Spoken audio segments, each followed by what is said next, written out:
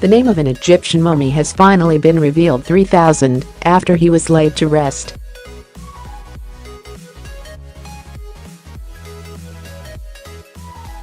Researchers at University College London used a new scanning technique to identify the mummy, which has been on display at Chiddington Castle in Kent.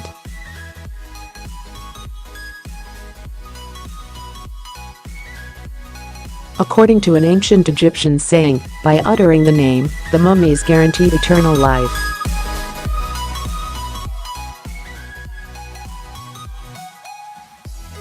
The scraps of papyrus used in the case are more than 2,000 years old. The writing on them is often obscured by the paste and plaster that holds the mummy cases together.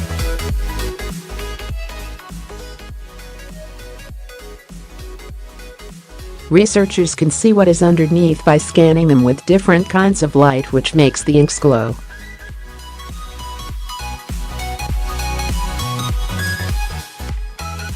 Researchers used an infrared filter, based on their previous knowledge that the pigment Egyptian blue would fluoresce in this filter if present.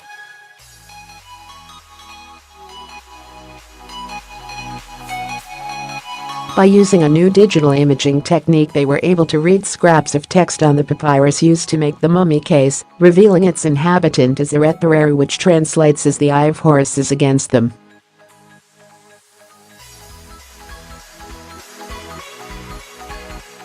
Irethoreru's name was discovered on a footplate of his coffin. Until now, researchers would have had to destroy the sarcophagus in order to read it.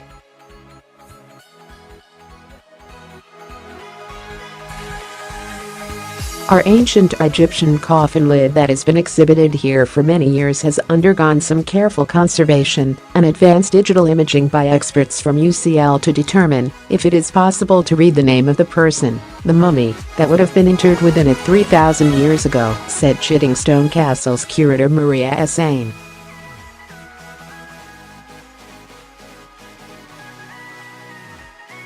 There is a saying from ancient Egyptian times that goes, to speak a man's name is to restore him to eternal life.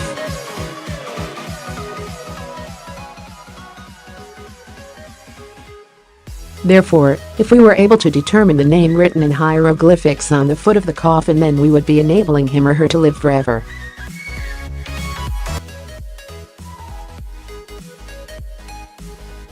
Researchers from UCL spent 3 days using multispectral imaging to capture images of the mummy throughout the electromagnetic spectrum.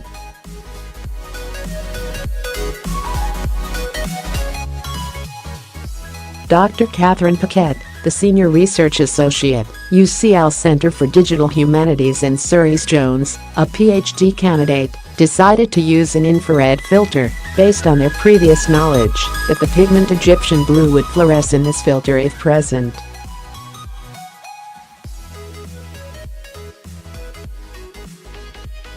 The hieroglyphs were immediately visible, and after a few days of consulting with experts in the USA and Egypt, Dr. Piquette announced that they are relatively certain that the person to whom this coffin lid belonged to was called Irethoreru or Irethoreru.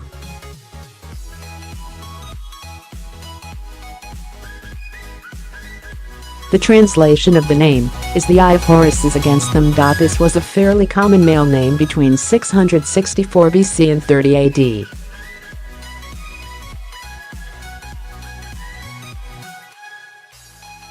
With the help of different imaging and processing methods, the UCL team were also able to find two figures of what appears to be seated goddesses on either sides of the central inscription.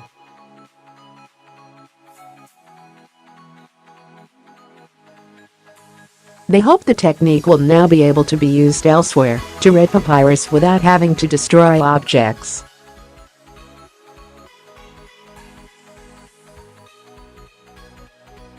I'm really horrified when we see these precious objects being destroyed to get to the text, Dr. Piquette told the BBC.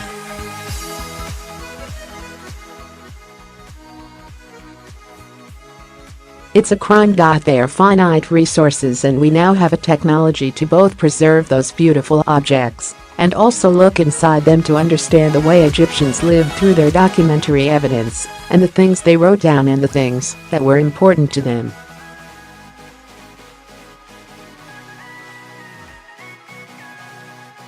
The new technique was developed using fabricated scraps designed to mimic the waste ancient materials, including ancient shopping lists and tax returns, which were recycled into sarcophagi.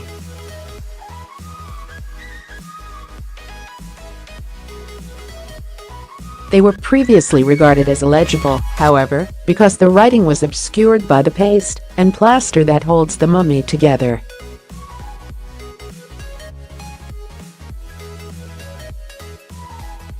Prof. Adam Gibson of University College London, who led the project, told the BBC, because the waste papyrus was used to make prestige objects, they have been preserved.